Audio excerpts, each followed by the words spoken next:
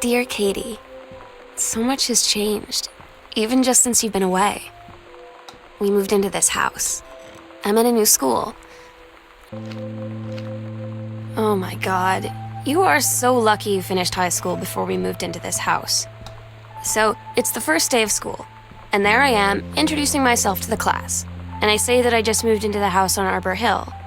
All of a sudden, every kid in the room turns and just stares like I suddenly transformed into a mutant. I just stood there, wishing pretty hard for a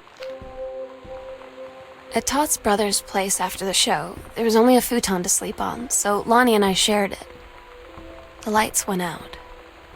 I was turned toward her. My eyes started to adjust, and then I could see she was looking at me, too. You know that feeling where the first moment you see someone, it's like they have a big gold star around them, and you have to get to know them? Well, there's this girl. I think she's a senior. She's usually dressed kind of... So you know what they say about the best laid plans of mice and men? Yeah, turns out it applies to Street Fighter too.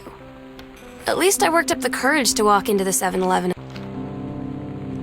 When you live in one place your whole life, your next door neighbor is kind of like your default friend. And Daniel only got weirder over the years. So moving away has been a good excuse to, not see him anymore. But he did always have the good Nintendo games. Maybe I'll give him a call.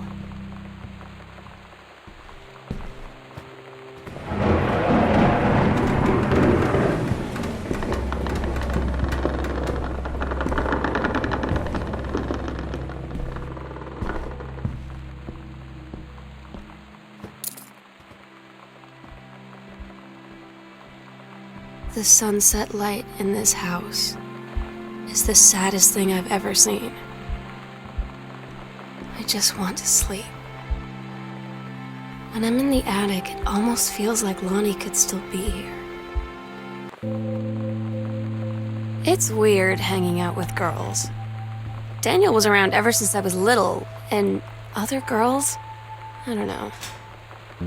But Lonnie came over today, but everything was different. She was sitting at my desk chair, and she wouldn't... Lonnie brought her hair dye over today. She said, I need to fix these roots. Think you could help?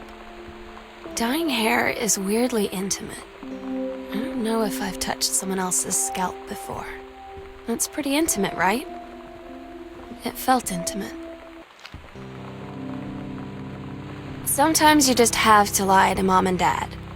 Like when Lonnie asked me to see a band with her and stay over at her friend's place in the city after. That's a lie to Mom and Dad situation. But it was so worth it. The girls on stage were just so loud and real and awesome. And everybody was moving together like one huge tide of sound. Between two songs, Lonnie... I don't get Lonnie sometimes. Like, her band, and our zine, and her hair, and everything are all anti-authority. But I watch her in JROTC, and she's doing drills in perfect formation, following orders. They tell you to stick with the group on field trips, Katie. There's a reason for that. Lonnie and I snuck off. Todd's band lost their singer. Todd said he sucked. Lonnie said he got sick of Todd's shit, and he was complaining about needing a new singer. So Lonnie was like, I can sing. And they were all kind of like, you can? And she was like, probably. But she's been rehearsing with them for like a week now. And I finally got to see them play in Todd's basement today. And she's actually... I'm so stupid sometimes. I was telling Lonnie that I got into my college summer program thing. And I was all making plans like, you should come visit me, stay in my dorm room. But she said, Sam, I ship out on June 6th. I was like, ship out? To where? She said, to basic training. It's different now. I mean, we still hang out all the time like before. But now when no one else is around, well, you know. So you could say we're dating. but it's secret. Secret dating? I don't know. I mean, I guess that's the real difference. Now when we get off the phone or go home for the night, or it's just quiet and we're alone, we say I love you.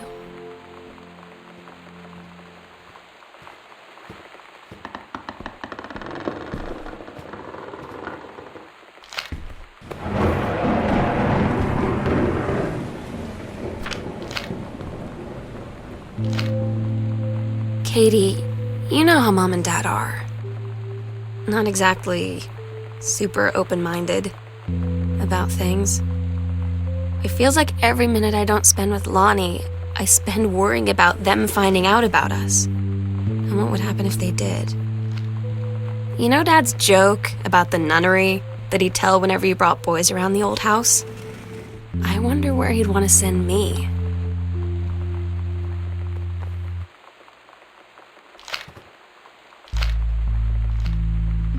I had an interesting talk with Mom and Dad tonight.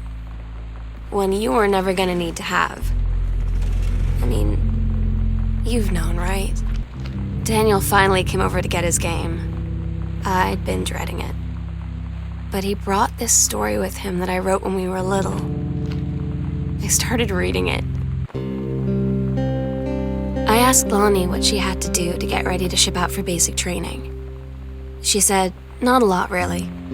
You're not allowed to bring anything with you. You have no possessions, no contact with the outside world while you're in basic. You just train hard every day, and then you deploy from there. So, they'll just send her away. To who knows where. The other side of the country, the other side of the world. My mind, can't process it. That she's really going to be gone. Just gone.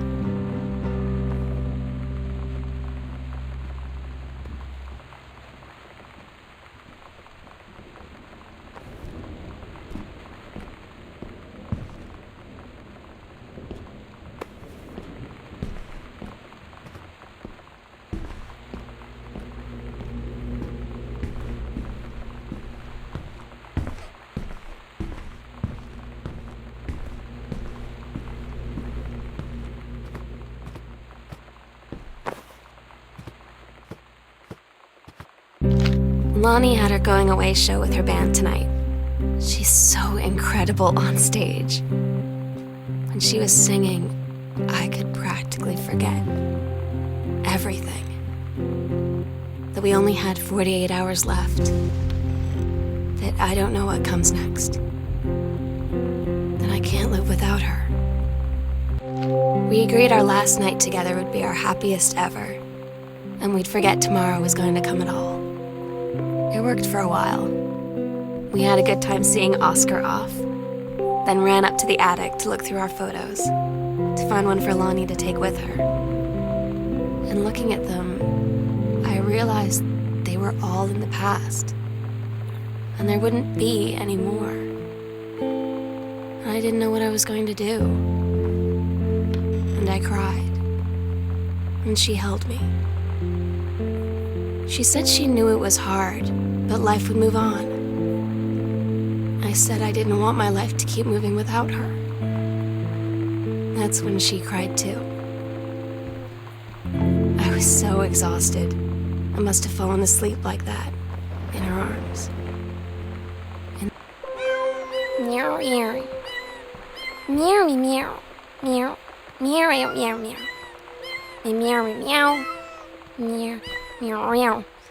Meow meow meow meow meow meow meow meow meow meow meow meow meow meow meow meow meow meow meow. oh my God, Katie, I fell asleep in the attic, in Lonnie and my old spot, and I missed the first two calls. I just barely caught